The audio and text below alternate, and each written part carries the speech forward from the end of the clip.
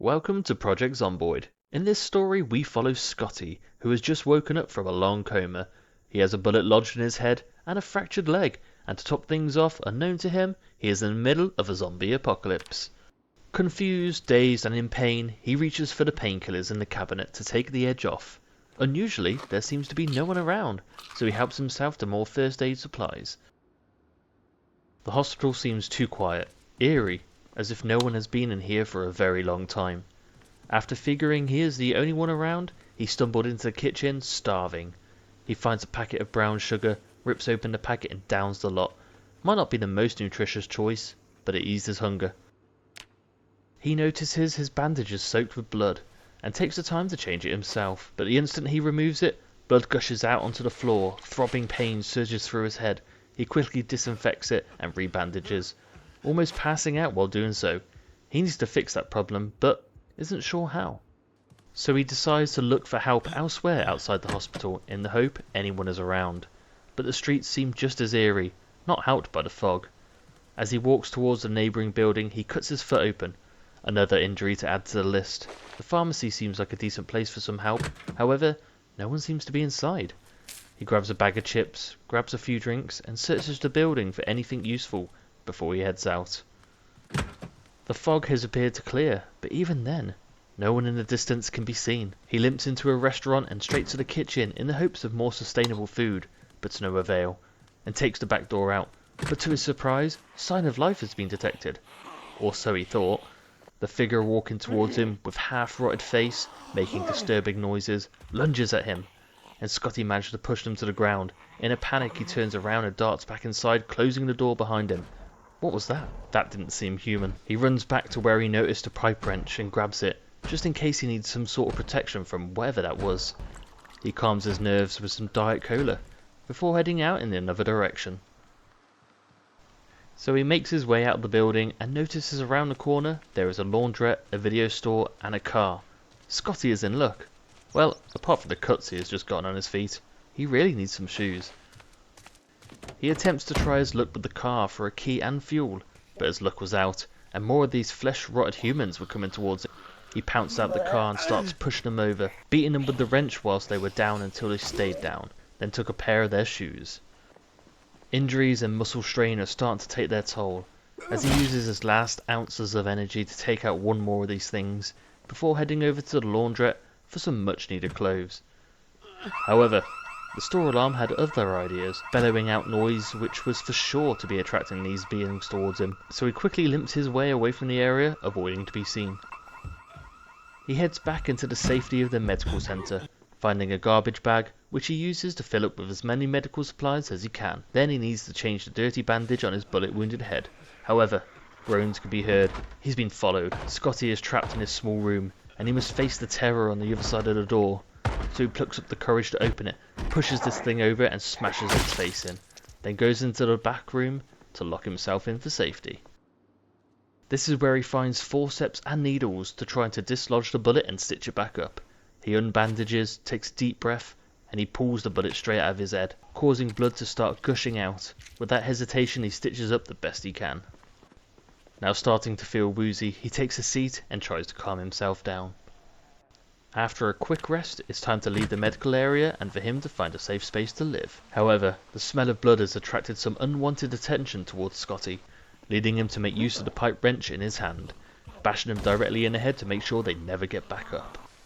Scotty takes shelter from the rain and the anarchy outside into a nearby building where he goes upstairs. Luckily, it's empty, and he takes residence in a small office, using the opportunity to wash up in the bathroom. Scotty has found a temporary home. For now, he deposits his items safely and takes some time to read a book to bring some normality back to his life, before collapsing from exhaustion on the office chair in the room.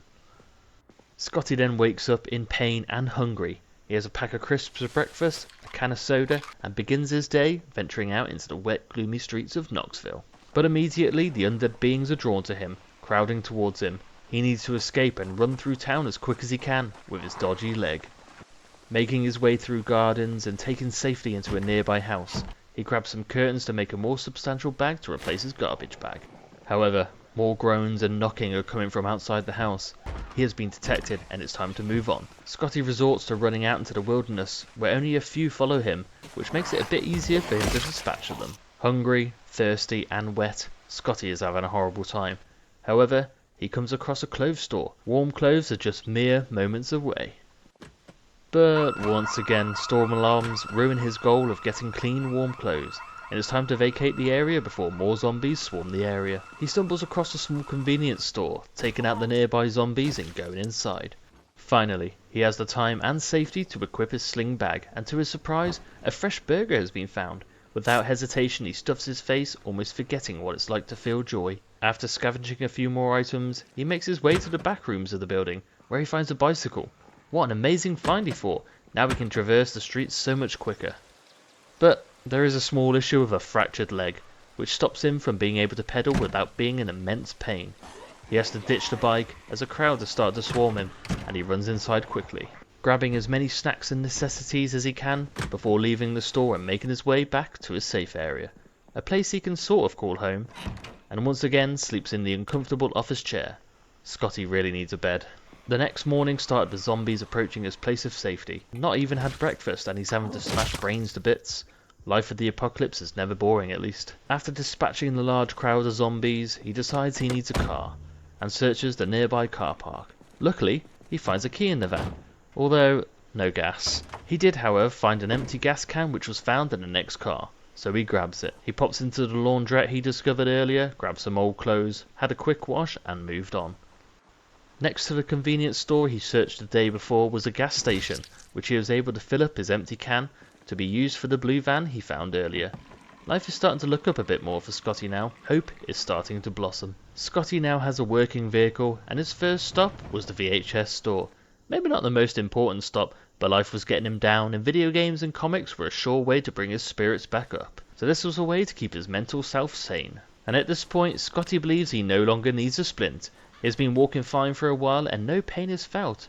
However, as he took the splint off, his leg gave way and the fracture got worse. Also, his splint is now useless, as he had broken it taking it off. Scotty needs emergency supplies right now.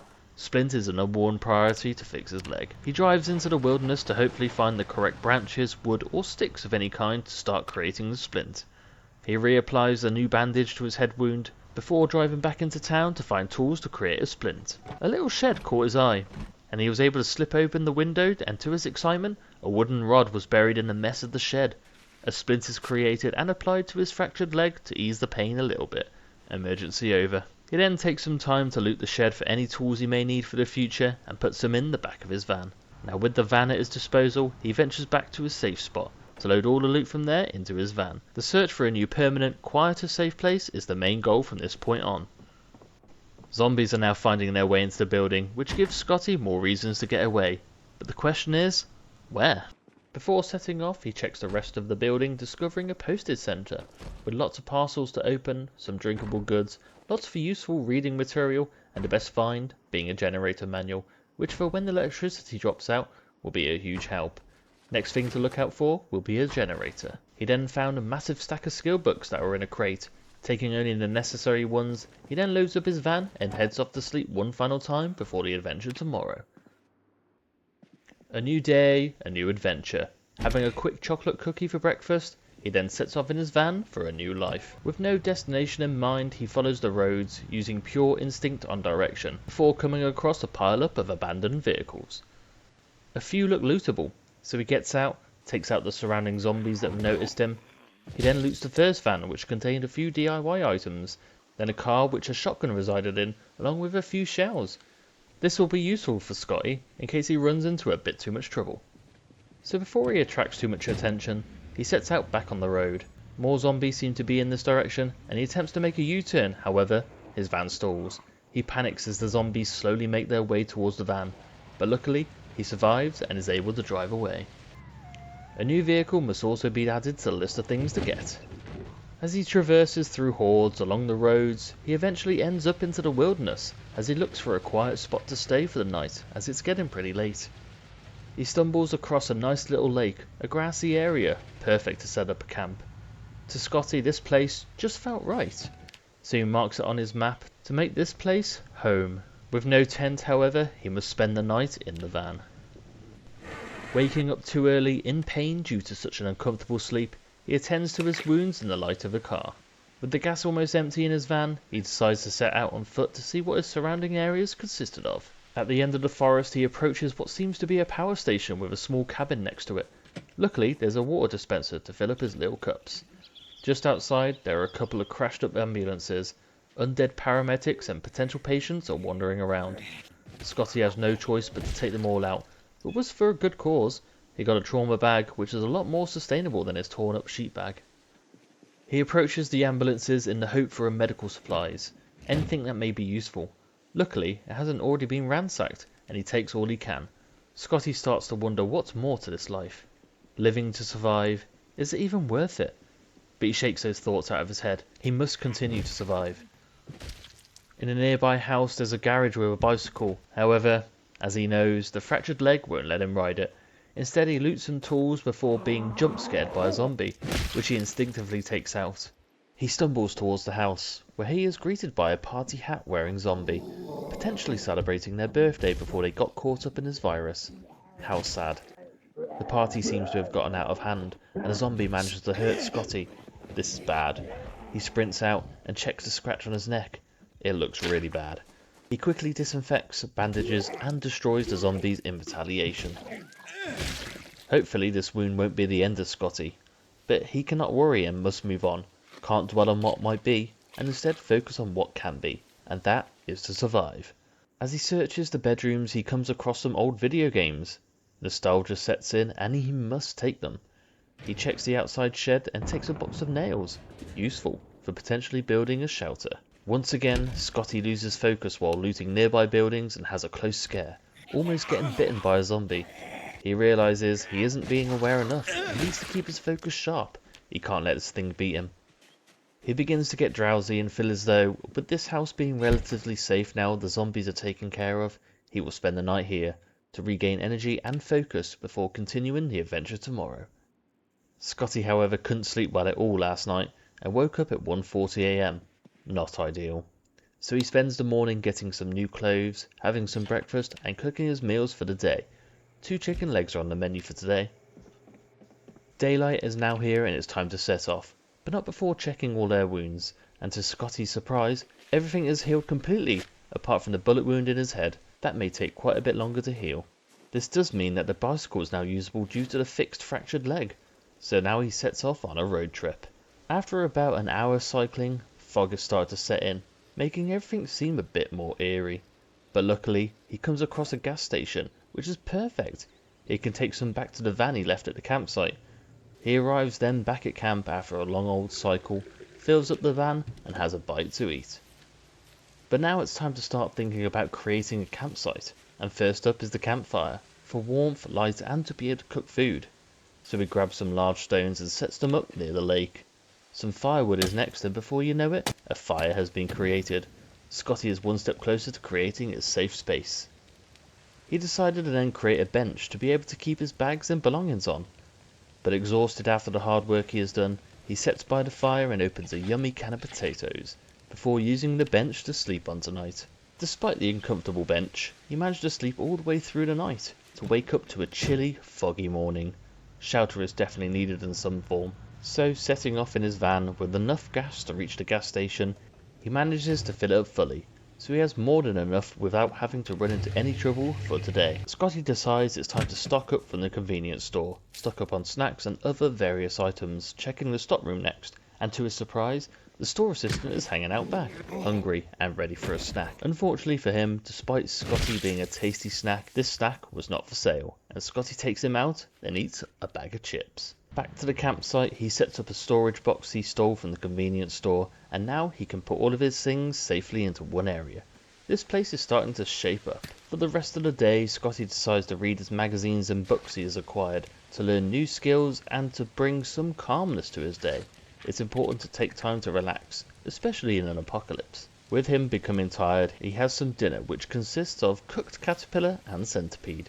Lovely and nutritious. He then tops up his firewood and goes to sleep. Today the rain is pouring, and Scotty isn't very happy, Sleeping on a bench, waking up moist, isn't the most pleasant way to start your day. The hope of finding a tent or shelter is a must, especially with the weather taking a turn for the worst. It's time to change the bandage for the head wound, and the worst has happened. Infection to the wound. He cleans it up the best he can, rebandages, and hopes that he can fight off the wound infection. Once he gets into town, he comes across the Sunstar Motel. Sounds cozy. Apart from the surrounding zombies in town, otherwise this would have been a perfect place for him to stay, but the risk of waking up surrounded by them is too much of a risk to take, so being off-grid is probably for the best.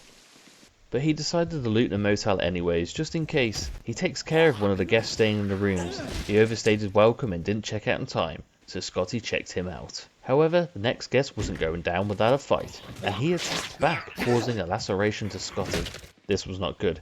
He used his last bandage but bled through it in minutes, so had to resort to returning to camp. But things go from bad to worse. He takes a wrong turn into the wilderness to a dead end and has to turn around, but crashed straight into a tree in the process, completely busting the van. So Scotty patches himself up and has to use the bicycle to cycle to town in the horrific rain.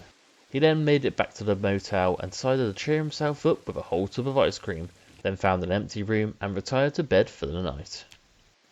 The next morning, Scotty decides to ditch the motel in the search for a new vehicle.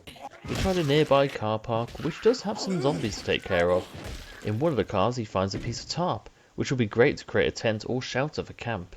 And luckily, the next truck has a key in it, but no gas, which shouldn't be a problem as the gas station is very nearby. A quick loot of snacks from the store and a new change of clothes, Scotty is ready to leave this town behind. Having too many close calls from zombies, living off-grid for a while, taking in the nature around him, seems like paradise right now. Once he retrieved some gas, he filled the truck and decided to park up at the motel, as he didn't want to risk driving whilst drowsy. He couldn't afford another crash just after finding a new vehicle. As he was about to leave the town in the morning, he clocked a car which intrigued him. Camo coloured. Naturally made him think of survival, and to his surprise, a sleeping bag, water canteen and other useful survival items were stored in the vehicle, so he quickly took them all and took off back to camp. After placing his sleeping bag, starting up a fire to get warm, Scotty has enough supplies to reside here for the next few days, settling down away from the chaos, at least for now.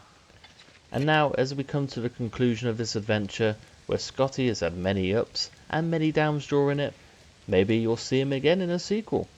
So if you have enjoyed this video, make sure to drop a like, subscribe and comment your thoughts on this style of video. So it's time to end this chapter, and as always, I'll see you in the next video.